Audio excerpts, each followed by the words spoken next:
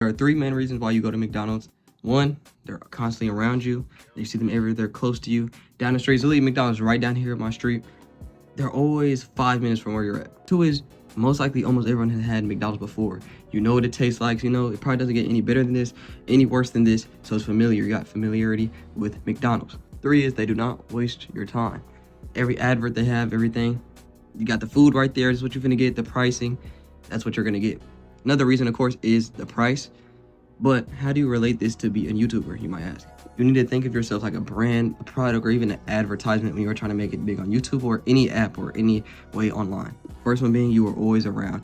In the YouTube context, this is you're constantly posting. You have a good schedule. You're posting videos, shorts, posts. You're going live. You're always in people's faces. One advertisement, if you heard no publicity is bad publicity, this is so true because no matter what it is, if you make a very annoying jingle. I'm a Blanchard, Joey Blanchard. I live up in the mansion. Ugh, I can't get that terrible song out of my head. And it gets stuck in your head, right? Even if you hate this song, you go tell your friend, bro, I hate this song so much, it's stuck in my head. Guess what they do? They go stream the song, and they might actually like the song, keep streaming, share it to others. Or they might hate it too and share it to your other friend, and it becomes a meme of hate on this song. I know you heard an annoying jingle, you said, bro, this is so annoying, and you send it to others. The advertisers win in that sense. No matter if it's good or bad, you are in their head, you are getting attention. Just like in YouTube. If you have a controversial video where a bunch of people are hating on you, or a good video where a bunch of people are loving you, 100 comments is 100 comments. It's going to promote you to the algorithm either way. Now, how do you use this? One, again, post a lot, post frequently. Two, have something that is unique and sticks out about yourself. Key thing that I always use and you see in my most popular videos is my face and in my shorts. Those are the most popular. My face, and more specifically probably my hair too, because it sticks out, it grabs people's attention. You watch this video probably because my face was in the middle or it's in the side, I don't even know, I decided it yet, and then I had the other stuff there to get your attention. You probably like, oh, I haven't seen this guy before, let me click on it. We'll get into this way more in the second topic, but be out there, be like the McDonald's down my street, always somewhere, always when they're scrolling they see your video. Second is they have trust with you. They're probably not gonna get any worse, might not get any better. Build that trust. When you watch one video of me and you like it, even if you don't subscribe, like, comment, whatever, and you see me again, you're more likely to click on it. Think of a Mr. Beast video. You see his videos all the time. A bunch of people aren't subscribed to him. A bunch of people may not even like his content, but they know what type of content he makes. They know who he is off his face, like I'm saying. And they're gonna click on his other video again, even if they don't subscribe again, because they're familiar with it. They know the style of editing he used, the thumbnails he used, becomes familiar. Build familiarity with your subscribers, build familiarity with the people around you. So when they see you out and about, they're more likely to interact with you. This is why I say it's kind of very like a cheat code to use your face now and like stuff your hair, because you're building familiarity, especially in a generation where everyone is a lot like more antisocial and trying to find community online. You see someone's face all the time, like, oh, I know this dude. I know he talks. I know his editing style. You know what I'm saying? So you're building trust with them. Think about how, been back to the fast food analogy. McDonald's, how do they get you? It might be a McDonald's right next to a Whataburger. Even though Whataburger burgers are better, you're going to be like, well, I never tried a Whataburger burger, but I try McDonald's all the time. I know their burger's going to be good. I can trust it. Even though the Whataburger burger is better and, slightly more expensive, but it is objectively better, you're going to go with McDonald's and they're going to make more sales because they have that trust built in. That goes along with the first one. To build that trust, you have to be there a lot, be around people a lot, post them, get in their face. The third and final one is they don't waste your time.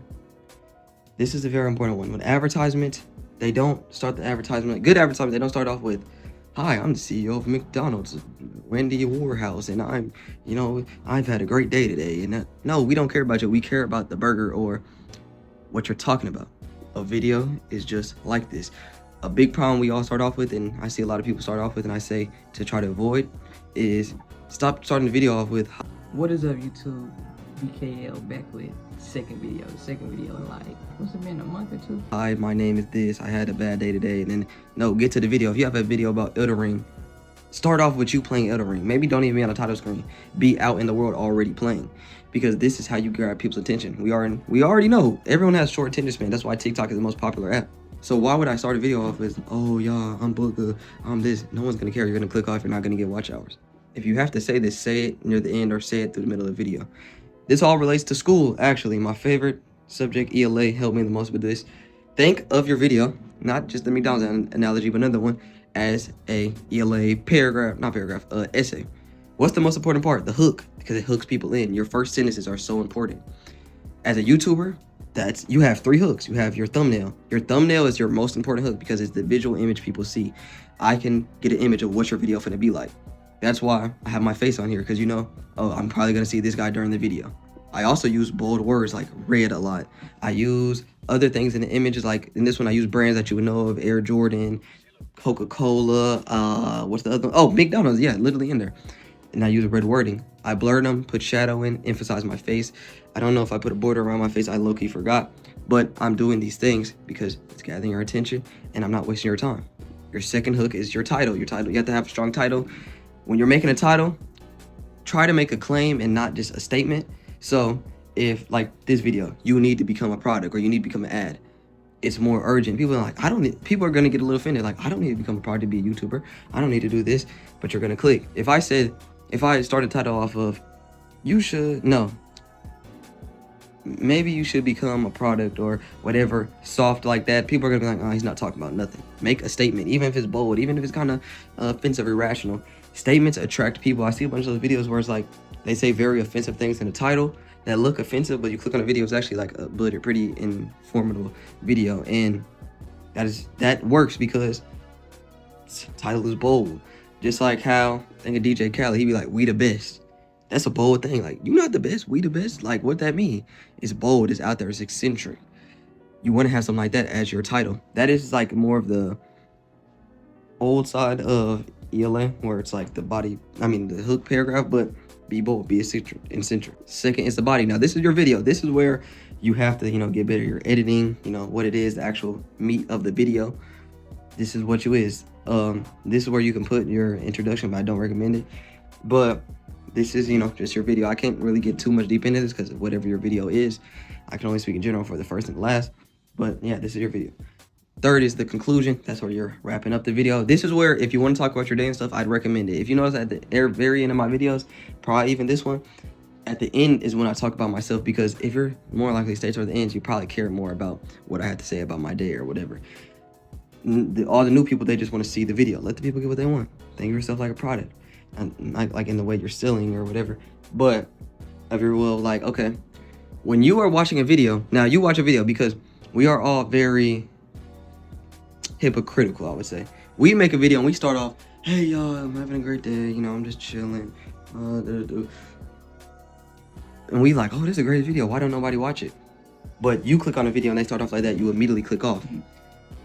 Look at yourself in the third person and say, okay, watch your videos and honestly say, if I was not me and I didn't have this bias, would I watch my videos? This has helped me edit so much better and get to, like, my older videos, I only watch them literally to get inspiration, motivation, but I really cannot watch them fully because even though I was talking about like good things, I was talking about how to get money, all this, I just yapped so much in the video. At the beginning of the video, I was like, I had to look back and be like, I would not watch this. I see why these are not what made me famous. With my newer videos, it's like, okay, I got a good intro right here, right? More on the topic. Now I'm going to conclude this video. Think of yourself as a product when you're becoming a YouTuber, and more specifically, every video is your product. Short video. What's one thing with a product? They're always improving. You're always trying to make it better. iPhone, we're going to make it a little better, even if it's little tweaks. New one every year to get better, to keep your attention, to keep to where it's like, okay, yeah, you're buying an iPhone, but let me tweak this a little bit or do this something so you can see the effort being put into it. That's also important. Main key topics of this video, I'm going to summarize it all. Consistently upload a lot, as much as you can, shorts, clips, your videos.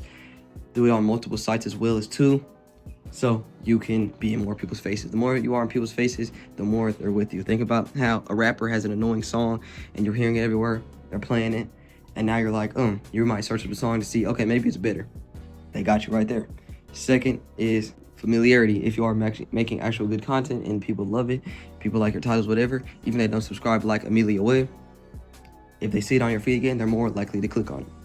Third is, do not waste people's time. Start your video off with what it immediately is. Unless your video name is, hi, I'm Daniel, and this is my day to win, and it's different. But if your video name is, be a product, why would the hell would I start off with, hi guys, I'm Bugga, had a great day, I just got back from Vegas.